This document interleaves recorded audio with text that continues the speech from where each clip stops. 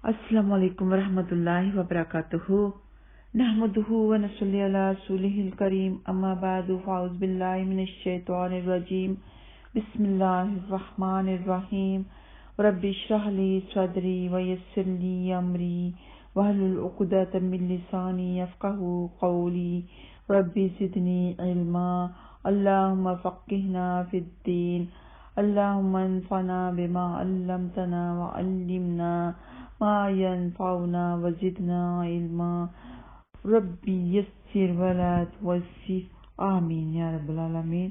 सूरह बकरा आयत नंबर 40 और 41। सबसे पहले तिलावत, फिर तफसीर, फिर लफ्ज़ी तर्जुमा इंशाअल्लाह ताला।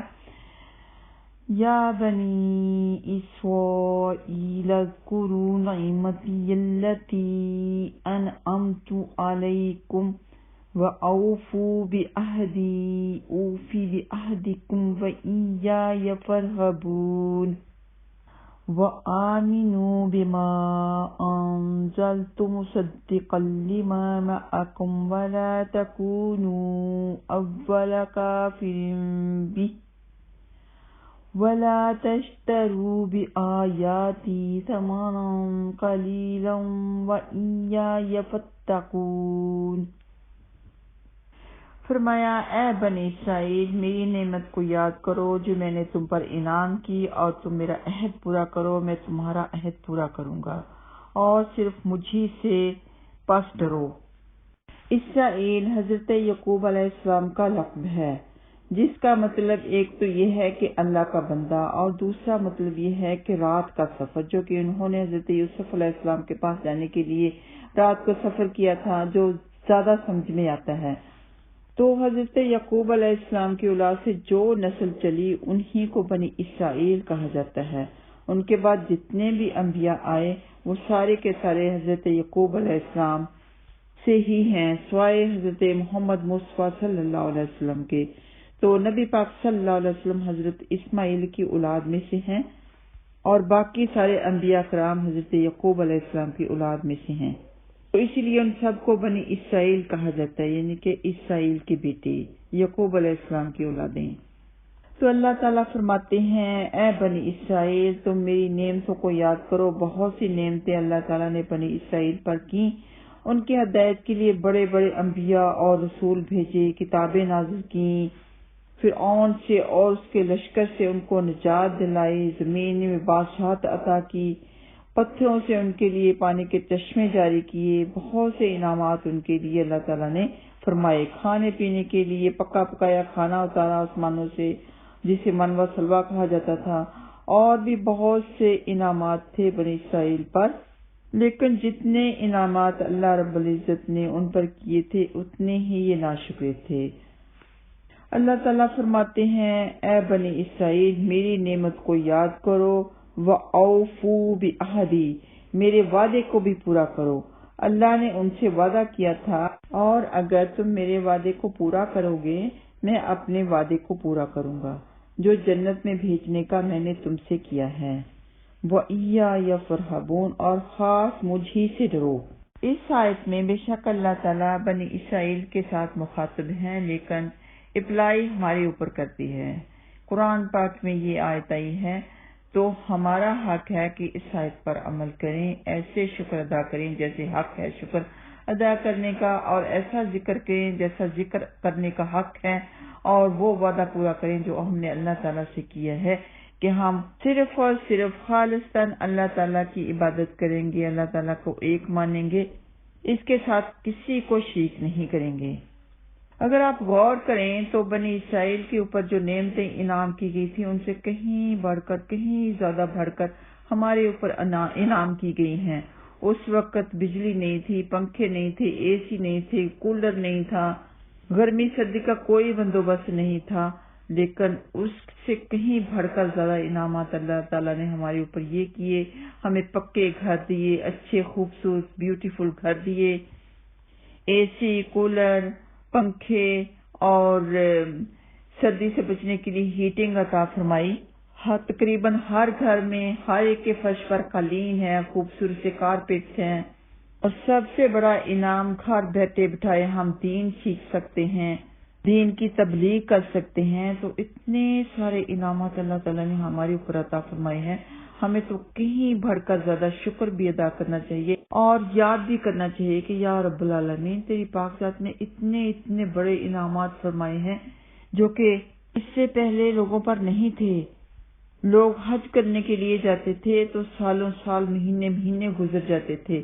ہم حج کے لیے عمرے کے لیے جاتے ہیں تو الحمدللہ کچھ گھنٹے ہی لگتے ہیں، لیکن اس دور سے پہلے لوگوں کے پیر سوج جایا کرتے تھے، پیدل چلنا ہوتا تھا ان کو، کئی مہینے سال تک گزر جایا کرتے تھے، زیادہ راحت ہوتا تھا، کئی جگہ پر رکنا پڑتا تھا. اور یہ بھی سب سے بڑا انعام ہے. پانی کے صرف اور صرف کنویں ہی ہوا کرتے تھے، لیکن آج کل پانی اتنا ہے کہ بے حد و حساب پانی ہے، جتنا مرضی ہم استعمال کر لیں. کیا اس وقت ہم شکر ادا کرتے ہیں اللہ تعالیٰ کا کہ یا اللہ تعالیٰ تیرا لاکھ شکر کہ تیری پاک ذات نے اتنا بڑا انعام عطا فرمایا. اتنے زیادہ انعامات ہیں کہ جو میں نے گنوائے آپ لوگوں کو انعامات، وہ تو ایک یا دو حصے ہی ہم نے گنے ہوں گے. تو اس کے علاوہ پتہ نہیں کتنے انعامات ہیں ہمارے اوپر اللہ تعالیٰ کے کہ گنتی کرنا ہی مشکل ہے. تو اللہ تعالیٰ کے اتنے زیادہ انعامات حاصل کرنے کے بعد ہمیں کیا کرنا ہے کہ خاص اللہ تعالیٰ سے ہی ڈرنا ہے، خاص اللہ تعالیٰ کی عبادت کرنی ہے. اللہ تعالیٰ فرماتے ہیں وَإِيَّايَ فَارْهَبُونَ، اور خاص مجھے سے ڈرو. اور آیت نمبر 41 میں اللہ تعالیٰ فرماتے ہیں وَآمِنُوا بِمَا أَنزَلْتُ مُصَدِّقًا لِمَا مَعَكُمْ، اور ایمان لے کے آؤ اس کتاب پر جو میں نے نازل کی، مصدقاً تصدیق کرنے والی ہے ان کتابوں کی، معکم جو تمہارے پاس ہے، کہ قرآن پاک پر ایمان لے کے آؤ جو کہ تصدیق کرتا ہے قرآن پاک ان کی کتابوں کی جو کہ ان پر اللہ تعالیٰ نے نازل فرمائی. اللہ تعالیٰ نے ان سے وعدہ کیا تھا کہ جب اللہ کا آخری نبی آئے گا، قرآن پاک لے کر آئے گا، تو اس قرآن کو اور اس نبی کو ماننا ہے. وہ قرآن ایک ایسی کتاب ہے جو تمہارے پاس کتابیں موجود ہیں، وہ قرآن اس کی تصدیق کرنے والا ہے. تو وعدے تو اللہ تعالیٰ نے ان سے اور بھی بہت سے لیے تھے کہ خون نہ بہانا، صرف اور صرف اللہ تعالیٰ کی عبادت کرنا، والدین کے ساتھ نیک سلوک کرنا، قرابت داروں کے ساتھ، یتیموں کے ساتھ اور لوگوں کے ساتھ حسن سلوک کرنا، نماز قائم کرنا، زکوٰۃ دینا. تو اس کے علاوہ ایک بہت بڑا وعدہ یہ تھا کہ قرآن پاک آئے گا، اس پر ایمان لے کے آنا، نبی پر ایمان لے کے آنا. وَلَا تَكُونُوا، اور نہ تم ہو جانا اَوَّلَ کافر بہ، پہلے ہی کافر نہ ہو جانا، یعنی کہ پہلے ہی تم کفر کرنے والے نہ بن جانا. وَلَا تَشْتَرُوا، اور نہ کم قیمت لو، اور نہ تم بیچنا بِآیاتِی، میری آیات کو، ثمناً قلیلا، تھوڑی قیمت میں. وَإِيَّايَ فَاتَّقُونَ، اور خاص مجھے سے ڈرنا، میری آیتوں کا غلط مطلب نکال کے حکمران اور بڑے بڑے بادشاہوں کے سامنے ان کی مرضی کے مطابق میری آیات تشریح کر کے غلط مطلب بتا کے ان سے پیسے وصول نہ کرنا. وَإِيَّايَ فَاتَّقُونَ، اور خاص مجھے سے ڈرنا. تو اپنے فائدے کے لیے یا کسی اور کو خوش کرنے کے لیے قرآن پاک کا غلط مطلب بتا دینا، یا کسی حدیث کا غلط مطلب بتا دینا، یا کوئی حدیث من گھڑت بتا کے پیسے بٹورنے کی کوشش کرنا، جیسے کہ آج کل میسج بنا کے پیسے وصول کیے جاتے ہیں. تو یہ سب کے سب اللہ تعالیٰ کی نافرمانی میں آتے ہیں. کسی کو دین سکھانے کی، قرآن پاک پڑھانے کی اجرت تب لی جا سکتی ہے جب آپ کے پاس کوئی اور آمدن نہیں ہے، یا آپ کے پاس کم پیسے ہیں، یا آپ دین کا کام تو کرنا چاہتے ہیں لیکن اور کوئی آمدن نہیں، لیکن دین کا کام بھی کرنا ضروری ہے. تو اس صورت میں آپ اس کی اجرت لے کے، بلکہ یہ نیک اور حلال کی کمائی اور پاکیزہ کمائی ہوگی کہ آپ اپنا ٹائم دین کے اوپر صرف کریں، اور وہاں سے جو پیسے کمائیں گے وہ اپنے اوپر، اپنے بیوی بچوں کے اوپر، اپنے گھر والوں کے اوپر خرچ کریں. لیکن زیادہ افضل ترین، زیادہ مستحب یہی ہے کہ یہ فی سبیل اللہ کام کیا جائے. تو اس کا اجر اللہ تعالیٰ آخرت میں بے حد و حساب دیں گے. لیکن کوئی بھی تعلیم دیتے وقت، چاہے قرآن پاک کی تعلیم ہے، چاہے حدیث کی تعلیم ہے، کوئی بھی نیک کام ہے، وہ صرف اور صرف خالصتاً اللہ کی رضا حاصل کرنے کے لیے کریں اور جو کچھ بھی آپ نے دین کی تبلیغ کرنی ہے وہ قرآن و حدیث کے مطابق قرآن و حدیث کے مطابق کرنی چاہیے، اپنی طرف سے کچھ بھی نہیں لگانا چاہیے۔ پھر اس کے بعد جو اجرت آپ کو ملے گی وہ بشک انشاءاللہ تعالی مجھے امید ہے کہ جائز ہی ہوگی۔ فرمایا وَلَا تَشْتَرُوا بِآيَاتِي ثَمَنًا قَلِيلًا، اور نہ تم میری آیات کے بدلے تھوڑی قیمت لو، یعنی کہ دنیا کی تھوڑی سی قیمت کے لیے تم لوگ میری آیات کو نہ بدلو، زیادہ قیمت کی امید رکھو جو کہ آخرت میں ملے گی۔ سیدنا ابو ہریرہ رضی اللہ تعالیٰ عنہما بیان کرتے ہیں کہ رسول اللہ صلی اللہ علیہ وسلم نے فرمایا، جو شخص اس علم کو جس سے اللہ کی رضا مندی حاصل ہوتی ہے اس لیے سیکھے کہ اس سے دنیا کمائے تو وہ قیامت کے دن جنت کی خوشبو بھی نہیں پائے گا۔ تو یہ دنیا کی کمائی کے لیے علم نہ سیکھا جائے، اللہ کی رضا حاصل کرنے کے لیے سیکھا جائے، اور اس امید پر سیکھا جائے کہ یہ ہمیں نبی پاک صلی اللہ علیہ وسلم سے وراثت ملی ہے، تو ہم زیادہ سے زیادہ اس کو حاصل کریں اور دنیا میں اس کو تقسیم کریں۔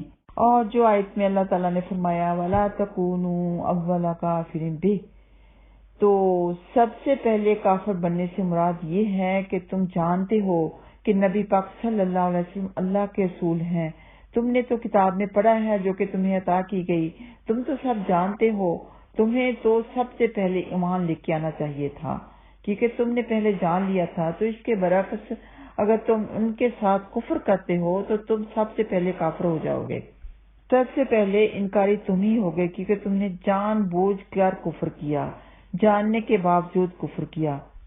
تو اس سے پہلے مشرکین مکہ نے جو کفر کیا تھا وہ جہالت کی وجہ سے تھا، ان کو تو کچھ معلوم ہی نہیں تھا، اس لیے ان لوگوں نے کفر کیا اور وہ شرک میں مبتلا تھے۔ تو سب سے پہلے کفر کرنے والے وہی ہوں گے جن لوگوں نے پہلے کتابیں پڑھی ہوئی تھیں، جو کہ عیسائی تھے، یہودی تھے، پہلے جانتے تھے کہ نبی آئے گا، قرآن پاک آئے گا، تو تم نے ان کے اوپر ایمان لے کے آنا ہے۔ تو اگر تم انکار کرے گے تو سب سے پہلے کفر کرنے والے تم ہی ہو جاؤ گے۔ فرمایا تم پہلے کافر نہ بن جانا۔ تو جو شخص پہلے کفر کرتا ہے اس کے بعد جو بھی اس کے کفر کرنے پر کفر کرتے ہیں، یعنی اس کو دیکھ کر اور لوگ بھی انکاری بنتے جاتے ہیں، تو اس کا وبال پہلے کافر پر ہی ہوتا ہے۔ تو اس لیے اللہ تعالیٰ نے فرمایا کہ تم تو جانتے ہو، تم پہلے کافر نہ بن جانا، پھر ہر ایک کے کفر کا وبال تم پر ہی آئے۔ تو یہ آیت ہمارے اوپر یہ اپلائی کرتی ہے کہ جو شخص دنیا میں دوسروں کے لیے کسی گناہ میں مبتلا ہونے کا سبب بنتا ہے، تو جتنے آدمی اس کے سبب سے گناہ میں مبتلا ہوں گے ان سب کا گناہ ان لوگوں پر بھی ہوگا اور اس شخص کو بھی ہوگا جو کہ ان سب کے گناہوں کا سبب بنا۔ تو اسی طرح جو شخص دوسروں کے لیے کسی نیکی کا سبب بن جائے تو جتنے آدمی اس کے سبب سے نیک عمل کریں گے اس کا ثواب جیسا ان لوگوں کو ملے گا ایسا ہی اس شخص کے لیے اس کے نامہ اعمال میں بھی لکھا جائے گا۔ سب سے بڑی مثال آپ موبائل سے لے لیں، آپ کو کوئی گانا نظر آیا، آپ نے لوگوں کو فارورڈ کر دیا، جتنے لوگوں نے گانا سنا ان کو تو گناہ ہوا ہی، آپ لوگوں کو بھی ہو گیا۔ تو اسی طرح کوئی فحشیہ مووی ہے، کوئی فحشیہ ڈرامہ ہے، یا کوئی فحشیہ ایسی بات ہے یا کوئی بےہودہ بات ہے جس کی وجہ سے لوگوں کے دلوں کے اندر کوئی برا خیال آیا، یا لوگوں نے جس طرح سنا، جیسے جیسے سب لوگوں میں وہ میسج پھیلا، وہ ویڈیو پھیلی، تو ان کا گناہ ان کو تو ہوگا ہی لیکن آپ کو بھی ہوگا کیونکہ آپ نے سب لوگوں میں یہ بات پھیلائی۔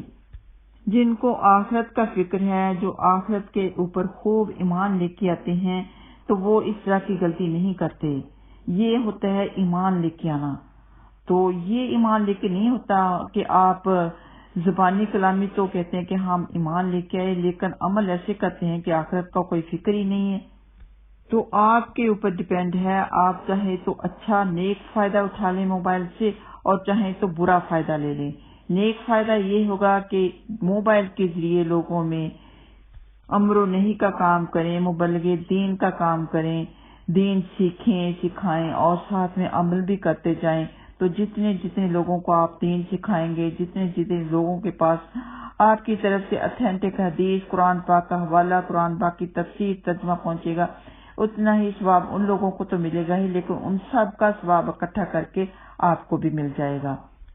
آپ لوگوں کے پاس جو جو لیکچر آتے ہیں آپ اپنے گروپ بنائیں، اپنی فیملی کو ایڈ کریں، اپنے دوستوں عزیزوں کو ایڈ کریں اور آگے آگے فارورڈ کرتے جائیں۔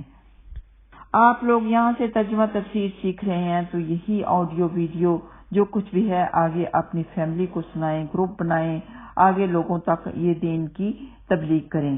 تو جب تک دنیا میں نیک لوگ ہوں گے، دین کا بول بالا ہوگا، اچھے نیک کام ہوں گے، اچھے نیک عمل ہوں گے، تب تک تو دنیا قائم رہے گی۔ لیکن جب سب کچھ ختم ہو جائے گا، کوئی بھی عبادت کرنے والا نہ ہوگا، تو اللہ تعالیٰ کو پھر اس دنیا کی ضرورت نہیں ہوگی، تو پھر قیامت آ جائے گی۔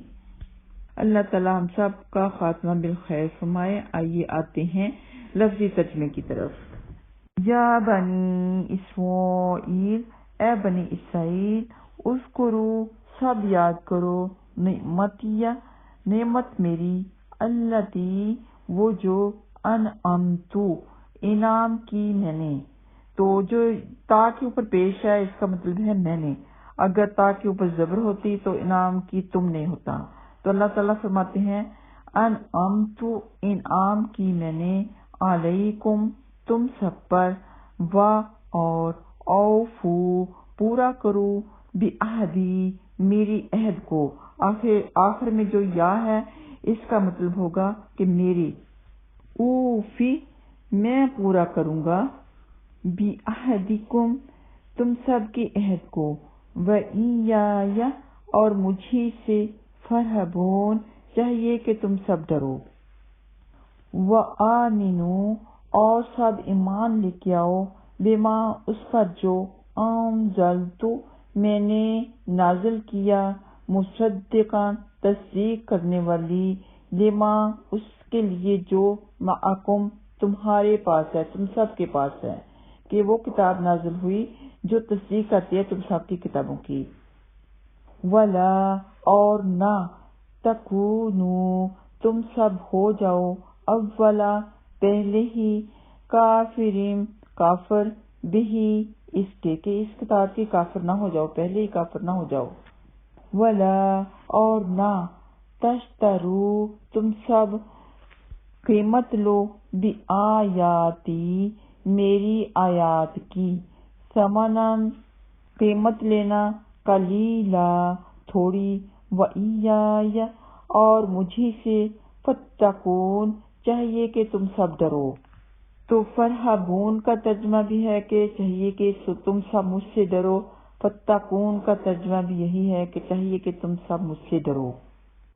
تو یہ آیات ہمارے اوپر اپلائی یہ کرتی ہیں کہ اللہ تعالیٰ نے جو جو ہمارے اوپر بے حد و حساب انعامات فرمائے ہیں، جب بھی ہم ان کو حاصل کریں، ہمارے ذہن میں آئے تو اسی وقت اللہ تعالیٰ کا شکر ادا کریں، اور اللہ تعالیٰ سے جو ہم نے عہد کیا ہے وہ اس کو پورا کریں، یعنی ہدایت پانے کا عہد، اللہ کو ایک ماننے کا عہد، اللہ اور رسول کی باتیں ماننے کا عہد، اور ایسا کوئی گناہ، ایسا کوئی کام نہ کریں اور نہ لوگوں میں پھیلائیں کہ لوگوں کے گناہوں کا جو وبال ہے وہ آپ کے اوپر ہی پڑ جائے، اور نہ ہی ہم کوئی حدیث جھوٹ موٹ گھڑ لیں کہ اس سے دنیا کا فائدہ لے لیں، نہ ہی کوئی ایسی آیت لوگوں کو ان کے فائدے کے لیے بتائیں جس کا مفہوم آپ لوگ ان کی خوشی حاصل کرنے کے لیے یا اپنے دنیاوی فائدے کے لیے غلط بتا دیں۔